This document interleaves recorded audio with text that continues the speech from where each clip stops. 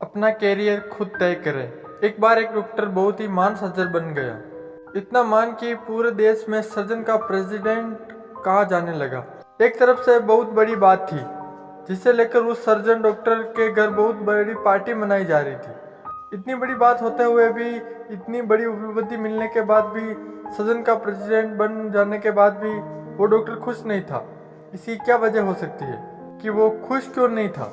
उसे उदास देखकर कुछ दोस्तों ने आकर पूछा, तुमने इतनी बड़ी सफलता प्राप्त की है जिसके बारे में कोई दूसरा सपने में भी नहीं सोच सकता। तुम इतने बड़े सर्जन बन चुके हो, फिर भी इतने उदास क्यों हो? तो डॉक्टर ने कहा, जो उपलब्धि मैंने प्राप्त की है, आज मैं एक सर्जन का प्रेसिडेंट हूँ, लेकिन मुझे यह नहीं बनना चाहिए था। इसमें मुझे कोई रुचि नहीं है। मैं कभी भी सर्जन नहीं बनना चाहता था, लेकिन अब मैं इसे निकल भी नहीं सकता, क्योंकि अगर मैं असफल हो गया तो शायद मेरे पास एक मौका और होता जिसमें मैं वो कर सकता था। मुझे रुचि नहीं है।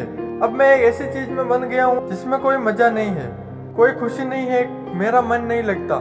तो डॉक्टर के सभी दोस्तों ने कहा कि तुम मजाक कर रहे हो, देश का सबसे बड़ा प्रेसिडेंट होना कितनी आदर की बात है। तुम्हारी बीवी खुश है, तुम्हारे बच्चे खुश है, हर कोई खुश है और समाज में तुम्हारी बहुत बड़ी इज्जत बन गई है। हर कोई तुम्हारा सम्मान कर रहा है। तो डॉक्टर ने कहा, सभी लोग मेरा सम्मान तो कर रहे हैं, लेकिन मैं नहीं करता। मैं बस लोगों की नज़रों में उठ गया हूँ, लेकिन खुद की नज़रों में नहीं। मुझे एक डांसर बनना था, लेकिन मेरे माता पिता, मेरे घर वाले सभी इसके खिलाफ थे। घर वालों का कहना था कि मैं बायोलॉजी लेकर पढ़ाई पर ध्यान दूं। इस तरह मैंने घर वालों की बात सुन ली। मैं कमजोर था, मुझे उस वक्त घर वालों से लड़ने की शक्ति नहीं थी। मैं घर वालों की बात मानकर पढ़ लिख कर एक महान सर्जन बन गया।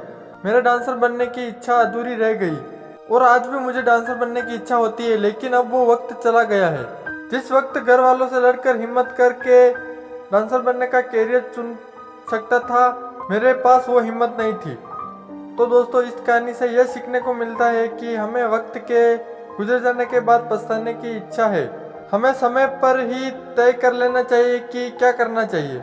हमें न तो किसी के कहने पर ही अपना कैरियर चुनना चाहिए और न किसी को देखकर। हमें अपना कैरियर खुद को तय करना चाहिए।